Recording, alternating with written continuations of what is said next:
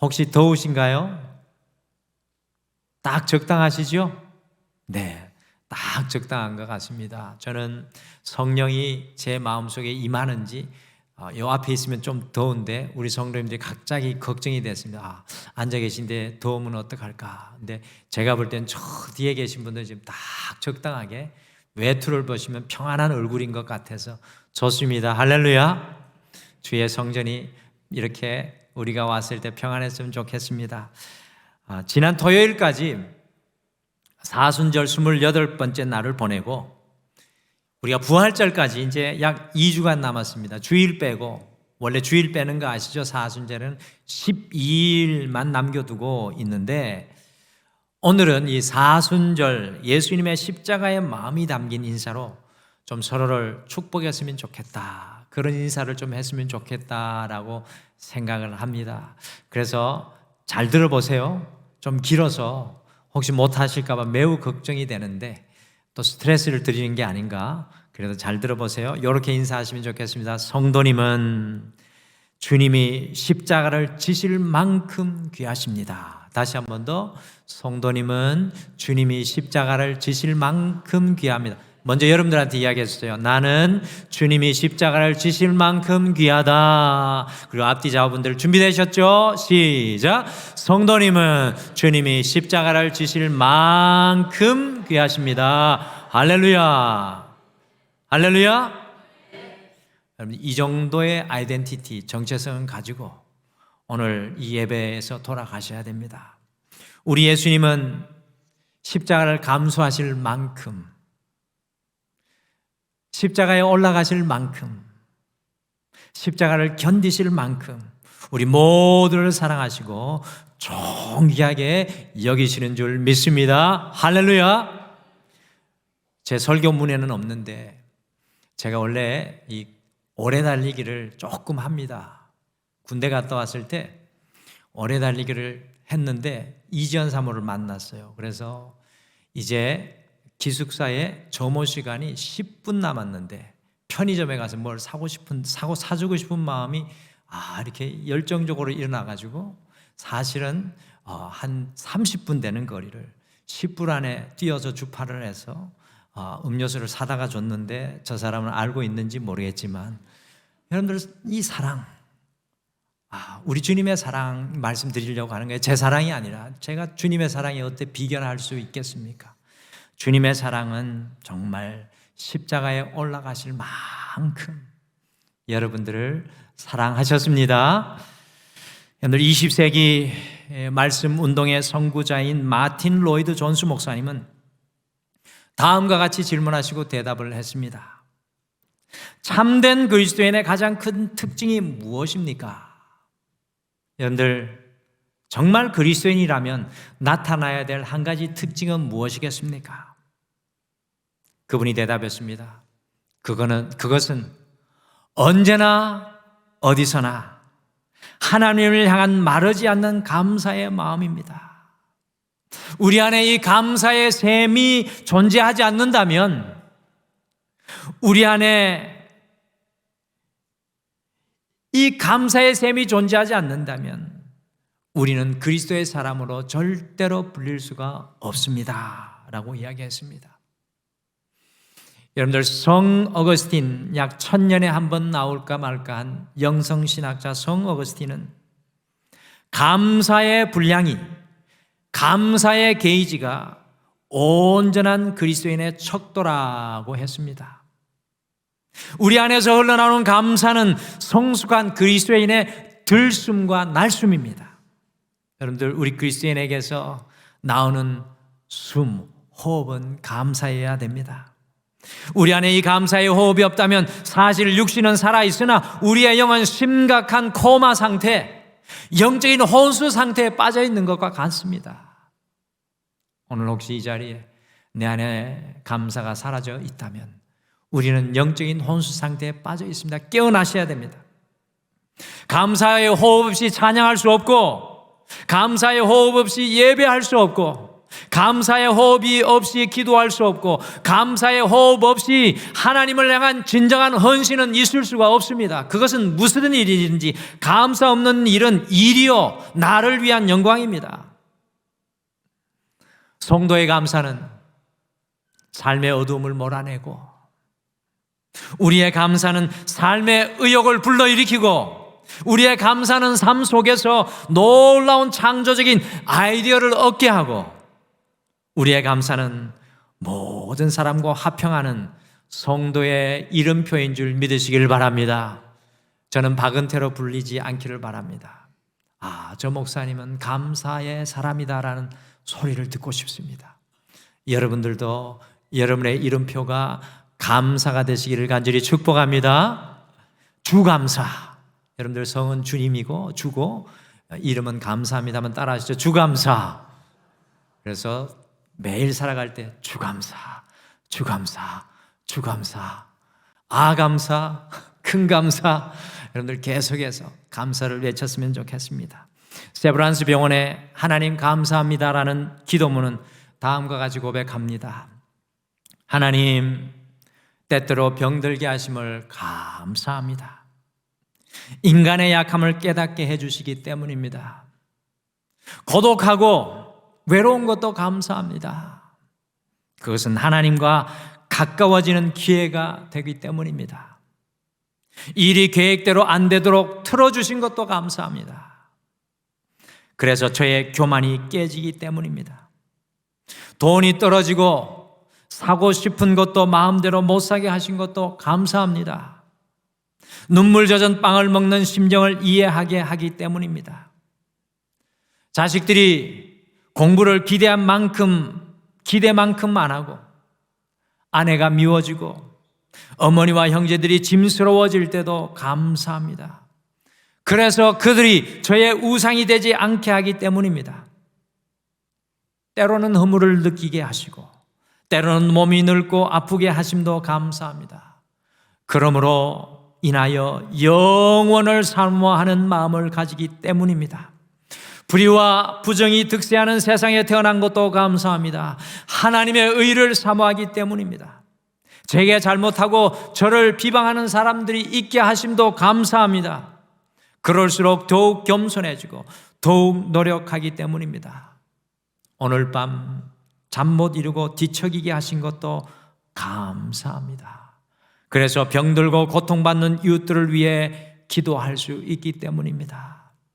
하나님, 하나님, 그럼에도 불구하고 제게 감사할 수 있는 마음을 주신 것을 더욱 감사합니다. 오늘 함께 읽으신 이 본문 말씀은 예루살렘 성전에서 이스라엘의 종교 지도자들과 논쟁하시는 중에 우리 주님께서 십자가에 달리시기 전에 마지막으로 들려주시는 예수님의 비유의 말씀입니다. 저는 이번 한 주 이 포도원 농부의 비유를 묵상하던 중에 무엇을 감사해야 하는지, 인생에 있어서 나의 들숨과 날숨이 무엇이 되어야 하는지 깊이 깨닫는 소중한 한 주간이었습니다. 그래서 오늘 등마루의 희년 11번째 주일에 성도의 감사, 여러분과 저의 감사라는 제목으로 성도인 우리가 무엇을 구체적으로 감사로, 들숨과 날숨으로 매일매일 주감사로 살아가야 될지 우리가 오늘 말씀을 통해 우리 가슴에 품으시겠습니다. 그리하여서 여러분들이 이름이 주감사가 되시기를 간절히 축복합니다.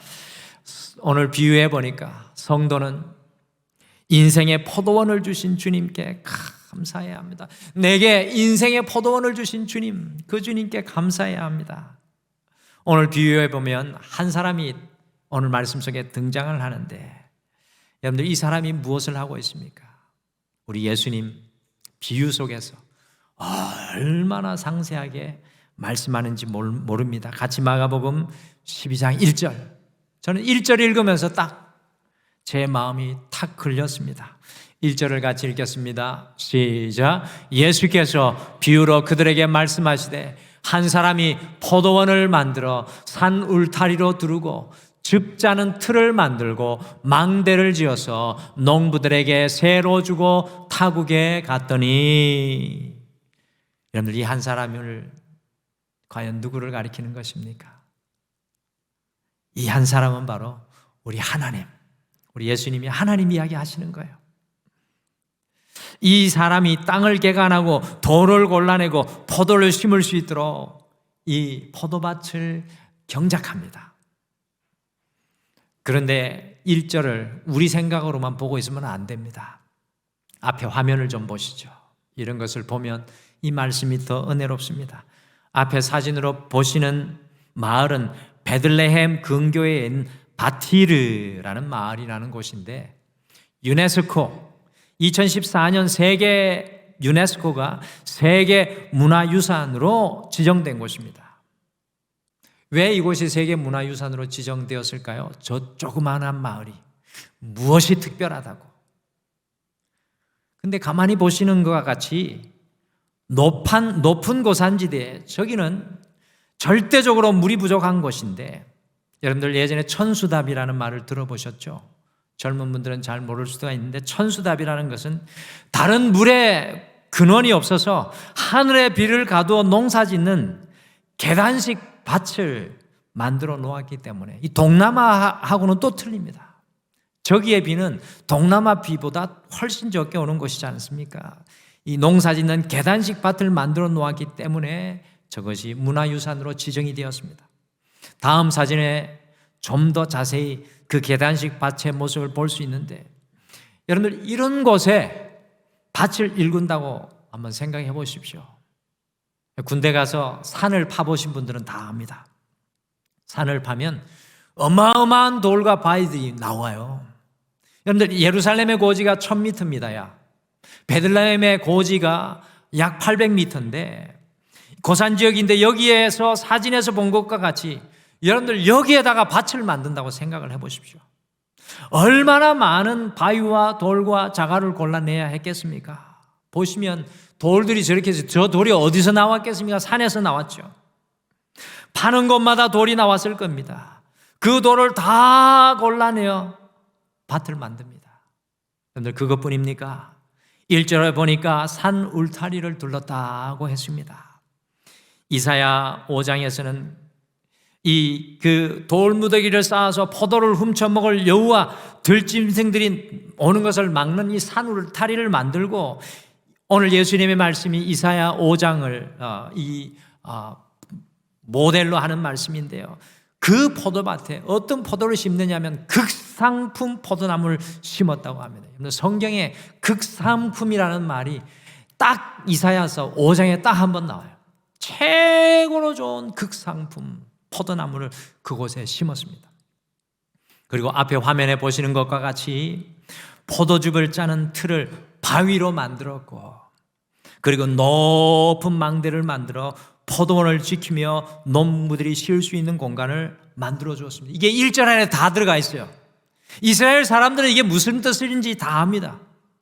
저 포도즙 틀을 돌로 쪼개 만든다고 한번 생각해 보십시오. 저렇게 망대를 짓는다고 생각해 보십시오. 그 수고가 얼마나 많았겠습니까?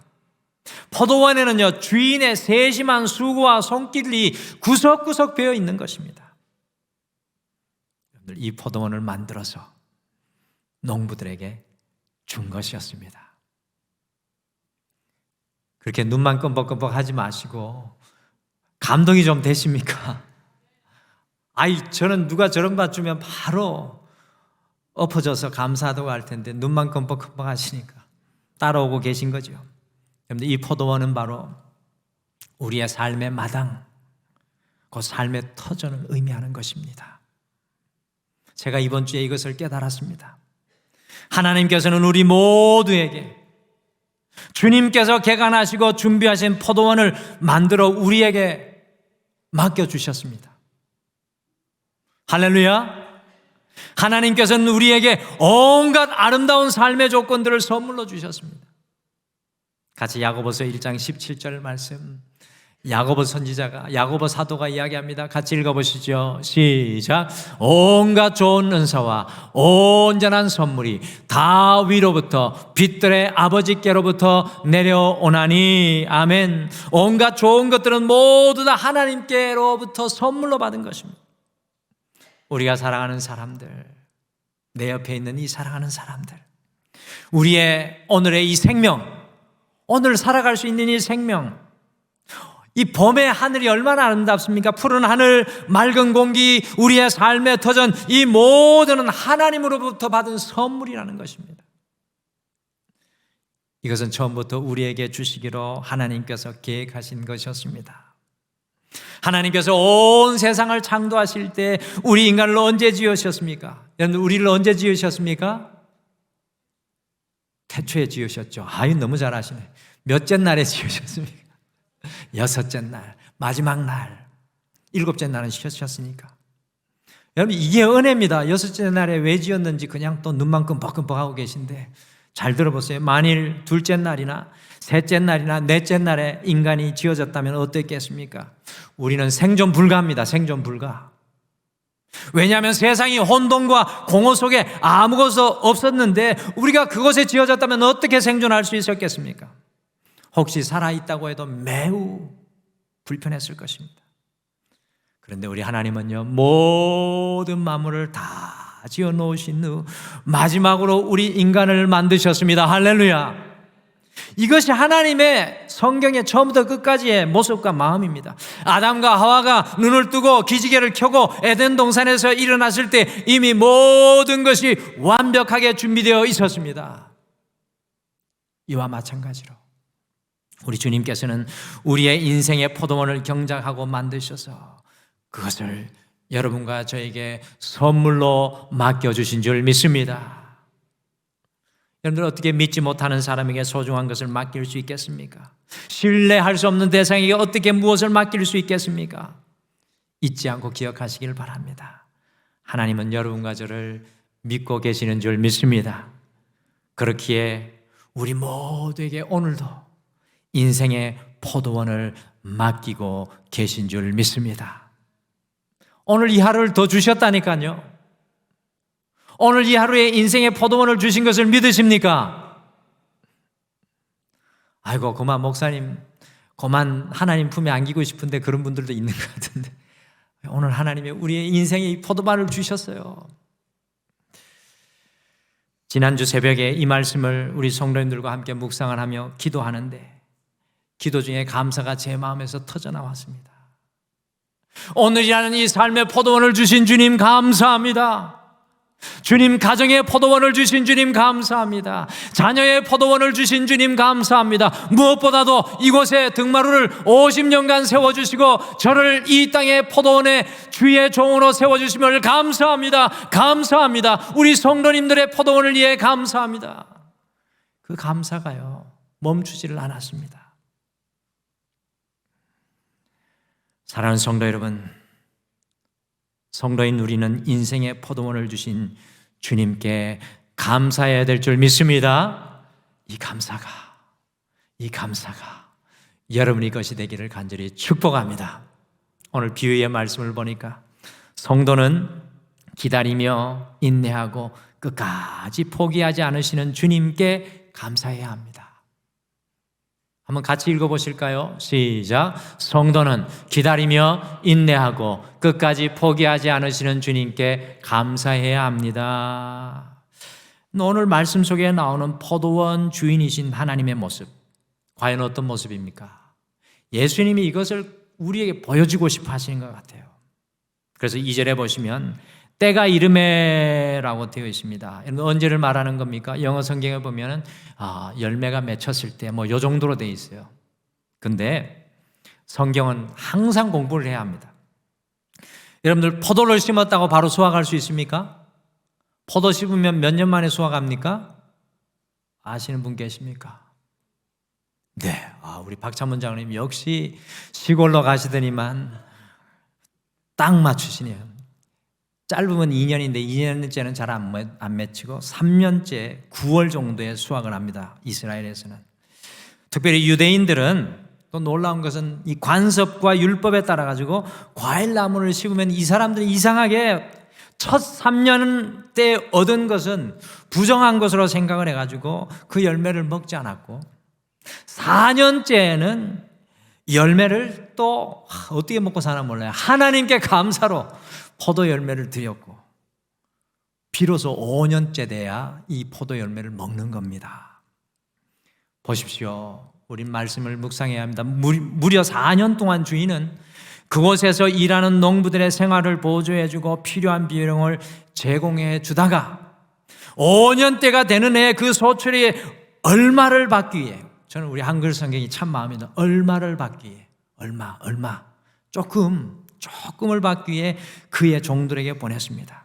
그 수고한 농부들의 그 땀 흘린 그것을 빼앗으려는 것이 아니라 단순히 포도원의 소출, 그 포도가 잘 맺혔는지 그거 확인해 보려고 보내는 것입니다. 그런데 어떤 반응을 그 포도원 농부들이 보이고 있습니까? 예수님께서 매우 자세히 이야기하십니다. 3절에서 5절 말씀 같이 읽어보실까요? 같이 읽겠습니다. 시작. 그들이 종을 잡아 심히 때리고 그저 보내었거늘 다시 다른 종을 보내니 그의 머리에 상처를 내고 능욕하였거늘 또 다른 종을 보내니 그들이 그를 죽이고 또 그 외에 많은 종들도 더러는 때리고 더러는 죽인지라. 종을 처음 보냈을 때는 종을 잡아 심히 때려서 빈손으로 돌려보냅니다. 무려 4년을 기다리며 농부들을 서포트하고 지원한 일반적인 포도원 주인이라면 단 한 번의 이런 행동에 격렬하게 반응하지 않겠습니까? 모두 다 잘라야죠. 이런 사람들은 싹 다 잘라내야 됩니다. 그런데 놀랍게도 우리 예수님 이야기는 다시 다른 종을 보내었습니다. 그런데 농부들은 이번에 더 강도를 높여서 머리에 상처를 내고 능욕을 하였습니다. 이 두 번째 반응에서는 반드시 반응할 것 같은데 또 다른 종을 주인이 보냅니다. 그러니 보십시오. 이제는 그 종들을 죽이기까지 했습니다. 그럼에도 불구하고 여전히 종들을 계속해서 보냈지만 죽이고 때리는 일을 서슴지 않았습니다. 몇 명의 종들을 보냈습니까? 몇 명 종 보냈어요? 셀 수 없습니다. 이게 그 말씀의 핵심이에요. 여기에서 예수님께서 말씀하고 싶은 것이 과연 무엇입니까? 그것은 바로 인내하시고 기다리시는 그 주님을 발견합니다. 그리고 주인이 포기합니까? 급기야는 6절에 보시면 그가 사랑하는 아들을 보내어 그 농부들의 마음을 바꾸려고 하였습니다. 그럼에도 불구하고 그 아들까지 죽이는 완악한 농부들을 발견합니다. 여기에서 예수님은 오늘을 살아가는 여러분과 저에게 무엇을 말씀하고 싶은 것일까요? 그것은 바로 인내하시고 기다리시는 우리 주님의 모습입니다. 주님께서 잘 마음에 새기십시오. 단순히 기다리시고 인내하는 것으로 그치시는 것이 아닙니다. 우리 주님께서는 포기가 없습니다. 왜 그렇습니까? 그 아들을 보냈다는 것은 all in. 여러분들 카드 할 때 all in 아시죠? 전부를 걸고 기다리는 겁니다. 누가 포기했습니까? 하나님이 포기했습니까? 아니요. 농부들이 포기했습니다. 우리가 포기합니다. 결혼한 지 10년이 지난 부부가 있었습니다. 세월이 흐를수록 남편에 대한 아내의 불만은 커져갔고 우리 일반적인 모습 같습니다. 남자들이 허락 못하니까 아내들의 불만은 커져갈 수 있을 것 같습니다. 그래서 가정의 화평이 깨어지자 부부는 고민 끝에 이런 이야기를 했습니다. 각자 종이 상자를 하나씩 준비해가지고 서로 불만이 쌓일 때마다 그 종이에다가 불만의 내용을 글로 써서 그곳에 집어넣자고 했습니다. 그리고 한 달 후 상자를 서로 바꾸어 보기로 했습니다. 한 달이 지났습니다. 그래서 아내가 남편에게 말했습니다. 자, 한 달 동안 얼마나 당신이 나를 실망시켰는지 좀 보세요. 아내는 자신의 상자를 남편에게 내밀었습니다. 남편은 아무런 말 없이 아내 상자 속의 쪽지를 하나씩 꺼내 읽은 후 말없이 상자를 아내에게 내밀었습니다. 아내는 남편의 쪽지들을 하나하나 펴서 읽기 시작했습니다. 그런데 남편이 쓴 쪽지에는 하나같이 그래도 당신을 사랑해요. 그래도 당신을 사랑해요. 그래도 당신을 사랑해요. 화가 날 때마다 남편은 그래도 당신을 사랑해요 라고 적어 놓았던 것입니다. 그렇습니다. 그래도 내가 너를 사랑한다라고 하시는 우리 하나님의 사랑이 없다면 여러분과 제가 어찌 오늘 이 예배의 자리에 하나님 앞에 설 수 있겠습니까? 성도인 우리는 인내하고 기다리며 우리를 끝까지 포기하지 않으시는 주님, 내가 포기한 그 자리에서 나를 포기하지 않은 그 주님으로 인해 감사해야 합니다. 이 사순절의 시간을 걸어가시면서 정말로 감사해야 하는 것은 아들까지 내어주시며 우리를 포기하지 아니하시는 주님, 올인하시는 주님의 사랑에 진실로 감사해야 합니다. 그리고 기다리며 인내하고 포기하지 않는 그 사랑으로 우리에게 맡겨주신 사람들, 우리에게 보내주신 그 사람들을 진정으로 품고 사랑해야 될 줄 믿습니다. 여러분과 제 언어가 그래도 사랑합니다 라는 고백이 되기를 소망합니다. 마지막으로 오늘 비유의 말씀해 보니까 성도는 모든 것이 주님 것임을 깨닫고 주님께 감사해야 합니다. 이것도 같이 한번 읽으시죠. 시작. 성도는 모든 것이 주님 것임을 깨닫고 주님께 감사해야 합니다. 오늘 예수님의 포도원 비유는 이 종교 지도자들이 자신의 것도 아닌 것을 자신의 것인 양 살아가는 것을 바라보면서 예수님이 비유로 말씀하시는 것입니다. 자신들에게는 아무런 권위도 없는 것을 알지 못하고 그것이 자신의 권위인 양 착각하고 살아가는 사람들에게 이 비유를 전하시는 겁니다. 결국에 모든 것이 주님의 것임을 알지 못하는 사람, 하나님이 포기하지 않고 자기가 포기해버린 사람에게 어떤 일이 일어납니까? 같이 마가복음 12장 9절 말씀을 읽겠습니다. 9절 말씀 같이 읽겠습니다. 시작. 포도원 주인이 어떻게 하겠느냐? 와서 그 농부들을 진멸하고 포도원을 다른 사람들에게 주리라. 무서운 말씀이죠. 포도원을 다른 사람들에게 주리라. 모든 것이 주님의 것임을 깨닫지 못하는 농부들은 결국에는 진멸되고 그 포도원은 다른 사람들에게 주어지는 것을 발견합니다. 여러분들, 모든 것이 주님 것임을 깨닫지 못하면 있는 것도 빼앗기게 됩니다. 우리가 진정한 영적인 부자로 살아가는 길은 무엇입니까? 그것은 모든 것의 소유권을 주님께 드리는 겁니다. 모든 것의 권위를 우리 주님께 두면 그 사람이 가장 부유한 사람이 되는 것입니다. 여러분들, 사실 우리가 부자가 아니라 우리 하나님이 부자이신 줄 믿습니다.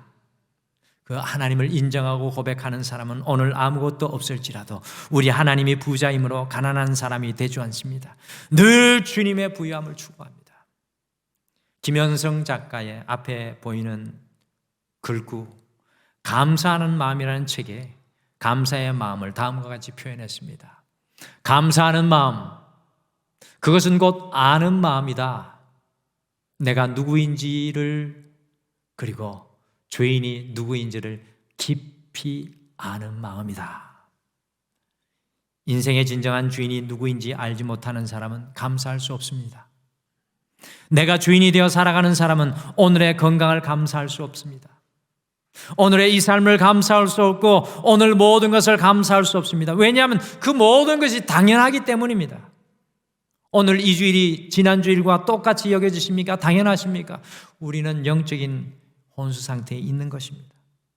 그러나 모든 것이 주님의 것임을 깨닫는 사람은 일상 속에 없는 것이 아니라 남은 것을 보고, 주님께서 내게 남겨주신 것을 보고 감사합니다.